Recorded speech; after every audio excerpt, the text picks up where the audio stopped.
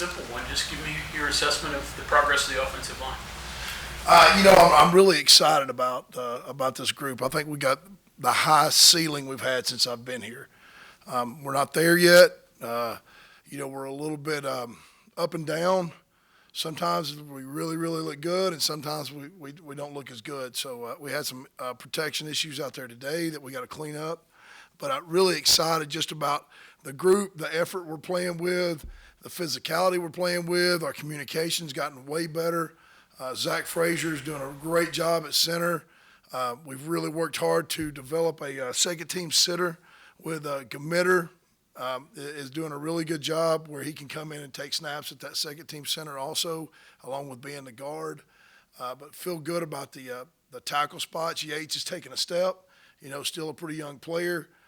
He's taken a step this camp and had a solid camp so far. And we've got a battle at right tackle, with White, Milam, and Parker Moore. It's a battle. White's really come in and done a really good job with being ready to play and knowing the offense and just playing with outstanding effort. And Parker has made himself way better over the past year. And that competition will do it. I mean, that's what it's all about, guys. Here, this is the first year I've really had a true, hey, somebody's pushing somebody instead of just having five guys and trying to figure out, So I think the competition has really made a difference over the summer. We had a really good summer, and going into camp, it's made a difference. So guys, it means something to be one of the starting five, and it means something to be an O lineman here, and that's the way we're playing right now. I got to continue to push that. In terms of game readiness, how does Wyatt compare this year to Zach from last year? I feel like they're very similar personality-wise. Like they don't get rattled about much. They're very competitive. They understand the game, so they're very similar. I say that I don't know. When you put 60,000 people out there and straight, I didn't know what Zach was going to do either. He went out his first game, and y'all saw him play. He played really well, and I feel like Wyatt will do the same thing, but just they just have that demeanor about them where they're in control and they don't get real emotional about anything, and so I feel like he'll do the same. But we'll see. How many do you have right now, and how many do you want to have by the end of camp? At least the guys you can depend on. I want 20. I want 20 that can play. Now, I feel really good about 7 guys right now. I feel like I got 7 guys, but I feel like with Hubbard really coming on at left tackle, he's totally changed his body. He hadn't played in a year and a half, you know what I mean? So he's making some mistakes, but he's working really hard to he's a really high effort, high energy guy. I really need him to come along. Malone is playing better and better. He's just solid. I moved him to guard instead of tackle. He's been really solid at that left guard spot. Jordan White is one of the 7 guys I feel like can play. So really, I feel good about 7 guys, and I think we can get 3 more ready and feel pretty good about having that 2 deep that that elusive 2 deep that I've been chasing for the past 2 years. When you see the problems you mentioned, more physical technique or more mental communication? You say the problems? When you see when I see the problems. Physical or more mental? It's more mental. It's more mental and technique. When we do get beat on something, and the good thing is you don't want to go through camp and win everything. It means you're not very good on defense, right? And we're going to get some really good players, and they take advantage of poor technique. And, that's the great thing about, going against Messidor every day. If your hands are wrong, he's going to make you pay. If you're leaning, he's going to make you pay. And that's how good teams become great teams, is they go against really good people, and you can't be unfocused. You can't be, not giving full effort. You got to do those things, and that's what helps teams take that step from being a good team or an average team to being a good team or a great team. You mentioned Jordan White. You kind of view him as a 2-for-1 player because he can play those inside positions and also center a little bit? Yeah, I see him as a threefold guy. Center's coming along where he's getting better. He's getting way better, but he can play left guard, right guard, or center. Doug can play left guard or right guard. Gamitter can play left guard or center. So I've really tried to make that inside group where we got several guys that can switch around and play some other positions. So that 7 maybe could be 8 or 9 if you count the. That's what I'm trying to do. Okay. The tackle position is where I really need to find out who the fourth guy is going to be. I got 3 of them. I got to find out who the fourth guy is going to be in case something happens, who can go in there and not just get us through a game, but who can go in there and perform, when the game's on the line, if somebody gets hurt, who can go in there and perform. So that's what I'm working on now. I got to figure out who that's going to be. Who's your second left tackle right now? Is that It's Jaquay Hubbard. Okay. Yeah, Jaquay Hubbard is, and he's, like I said, he hadn't played in a year and a half, changed his body. He's doing some really good things, making some mistakes that basically a redshirt freshman would normally make. But, that kid, he plays with a kind of effort that just, as a coach, you want to do everything you can to make him. He plays with some unbelievable effort. Not just plays practices with unbelievable effort. He looks different. As a coach, how trying was it on you to get from where you were when you came in to where you are now? And Well, I don't know if y'all remember when I got here, I was like 250. I was all shredded up and my hair was just completely dark. But you understand it's, yeah, I understand. I understood. I've done it before. We did the same thing at Troy, We knew it was a problem, and it really helps to have a head coach and an offensive coordinator that understands where you are, and doesn't want you to go from here to here. He understands it's going to be here to here to here, and it's going to be a process, especially up front. You're not just going to flip the switch overnight. And we did, to win the games we did and have the success we did, a lot of it we called around the deficiencies we had up front. And, now we're getting to the point where now hopefully we can call a game and we don't have deficiencies. We expect everybody to win and, to be able to run the offense. So it's been a process, and it's been recruiting. It's been, fundamentals. It's been Mike Joseph. It's been all those things helping everybody. And it's been, like I said, competition is a humongous part of it when you throw it in there, and you got to really compete every day. You got to compete in the weight room. You got to compete with taking care of your body. You got to compete with, fighting through injuries, all those things where if you don't have somebody right behind you and you feel like, hey, I can take it easy today. And because you guys y'all know, I had some guys where it didn't matter how hard they worked or not, they were probably going to start. But now I feel like we're beyond that point. Is it fair to say, I asked Neil this, if you take McKivitz out of the mix that first year, would that second group, talent-wise, be comparable to the first offensive line you had the first year here?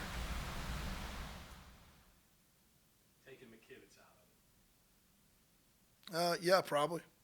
Especially being as early as we were in the scheme and as early as we were. And so, yeah, probably very similar to what we're with the second group right now, That speaks to what you have depth-wise that you didn't have before. Exactly. And how hard these kids have worked to get themselves better, Doug Nestor, where is his progress from spring to where he is now? He's moving much faster. He's totally changed his body. He came in here weighing close to 340. Now he's got his body fat percentage down, in the low 20s, high 19s.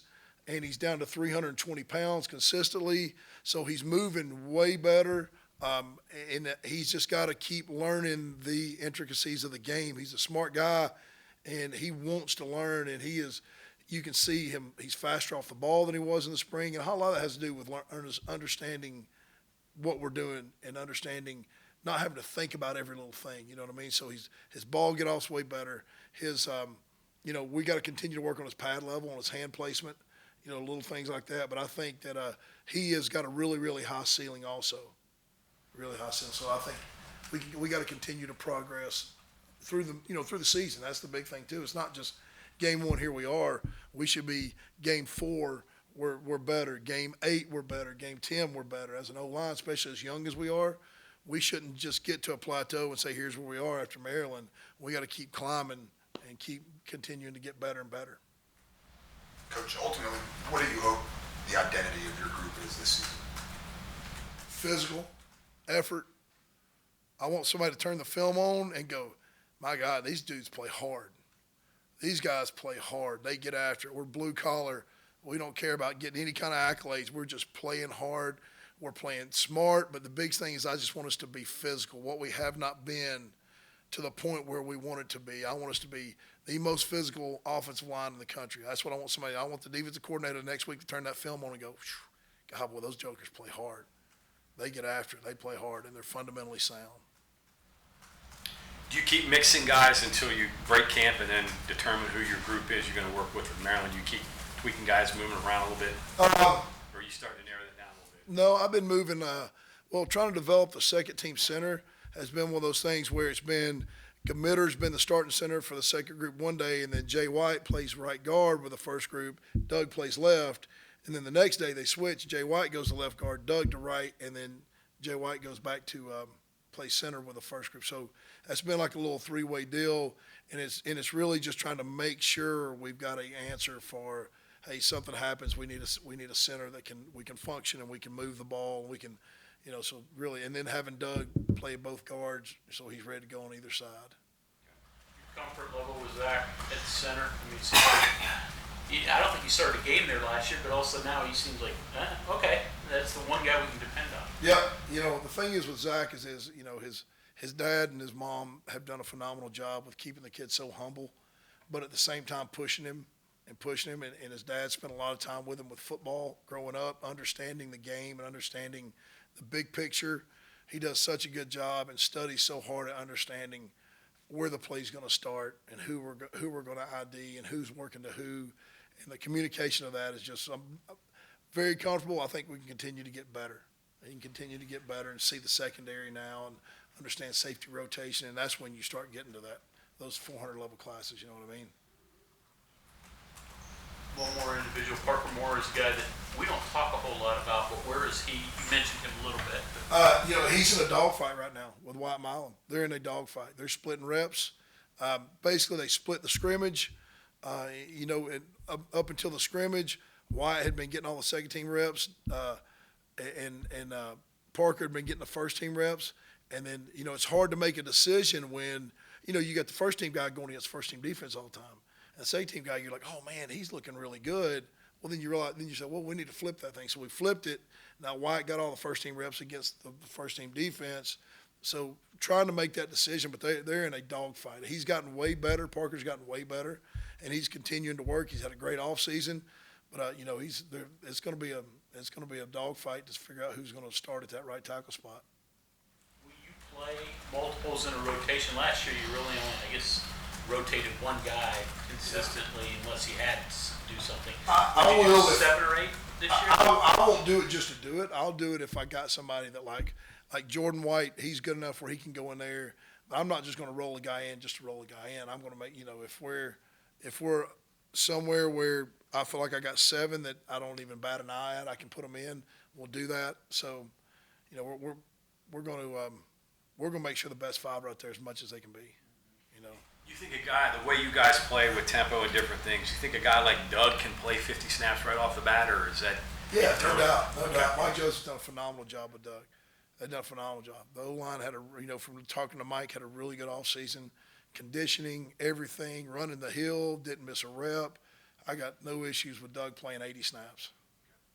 You talk about wanting a physical image. How do you develop that? Well, it starts from Coach Joseph. It starts with Mike Joseph. It starts with the weight room.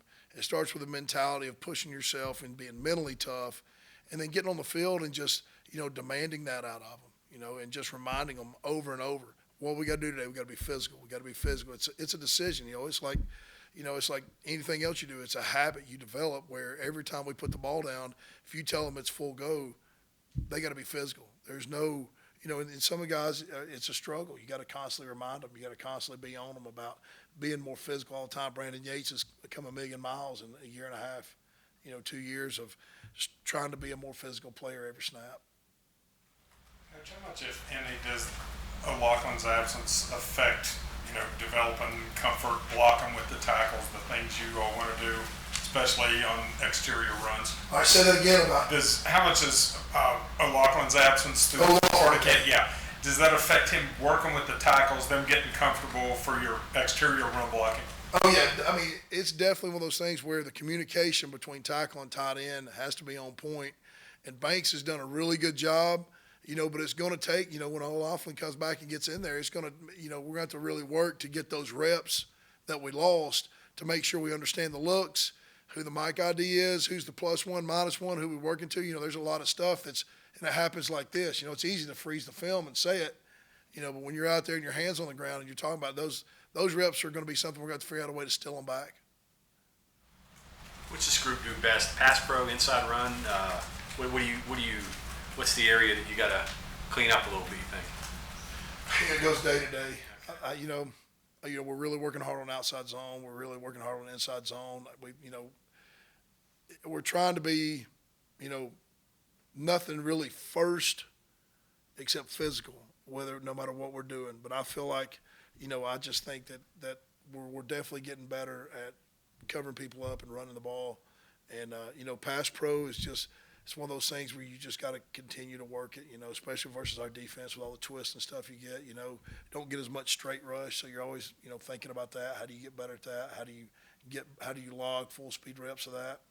So I can't really put my finger on saying, hey, this is what we're great at and this is what we're bad at, The scrimmage Saturday, there were some issues with the defense. Was it with the younger guys just identifying? Were they doing some different things that they were getting pressure on you guys a little bit in the scrimmage on Saturday? I recall being with the second team a lot. You remember? I'm trying to remember. No, I tell you, we had some situations where we got bowled back into the quarterback, where it's just young players, that it's like Jaquay a couple times gave up some pressure at left tackle, and it's just him continuing to develop as a player. He's standing straight up, you get bowled back in the quarterback, just fundamental stuff like that we got to fix. So there weren't confusing things that they were doing? No. Okay. By this time you've seen them enough. It was just poor technique, lost leverage.